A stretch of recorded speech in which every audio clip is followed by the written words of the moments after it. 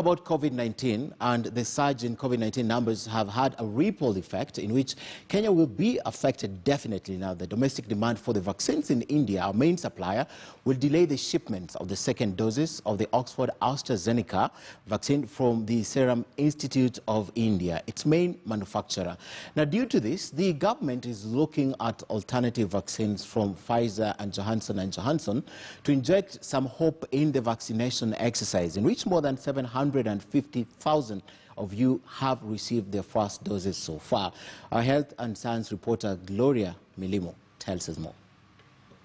It is now clear that if you have received your first jab of Oxford AstraZeneca COVID-19 vaccine, you will have to wait a little bit longer than the 8 weeks interval to get your second dose. Hi. Health Cabinet Secretary Mutahi Kagwe, however, assures Kenyans that other options to continue the vaccination exercise are being explored. We are expecting to get from Pfizer, once we have concluded our deal, we expect to get at least 1 million doses per month from Pfizer, maybe another 1 million from Johnson & Johnson, once the production has been upped up.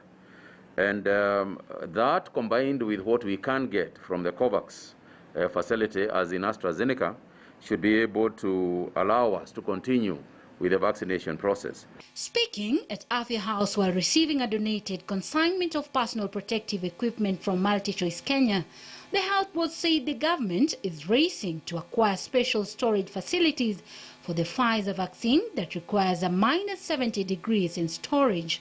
Kenya, just like a number of low and middle-income countries, depend on the COVAX facility, a WHO-led global initiative to access COVID-19 vaccines. The African continent is supposed to have received by now some 75 million doses from India.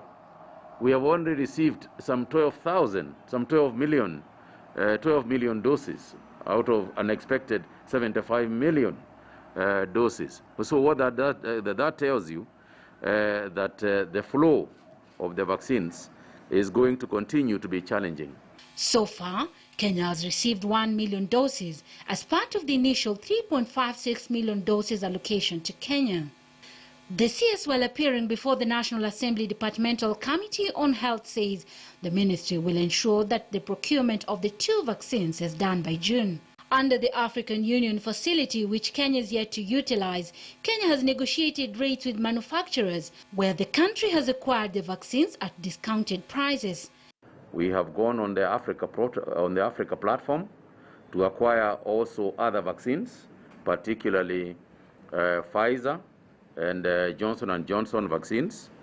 And this is essentially to back up and to support what we would be expecting to get from the COVAX facility. Scientists say a strategy of mixing vaccines has been used before, more recently in one of the vaccines against Ebola. However, with COVID-19, more data on safety of combining different vaccines will be required to ensure a similar safety profile as the 2 approved vaccines. Dr. Moses Masika, a virologist, says, and I quote, "We will still need to collect data on the combination to make sure we are not missing any unexpected effects of combining 2 vaccines." Meanwhile, Kenya's positivity rate is still in double digits, today at 13.2%, after 965 people tested positive. 1,509 patients are admitted in various facilities, 240 of them in ICU and another 184 on supplementary oxygen. 21 more people died from complications of the virus, raising the COVID-19 death toll to 2,540. Gloria Milimu, KTN News. Away from that, Tuesday's ruling by the High Court declaring the position of the chief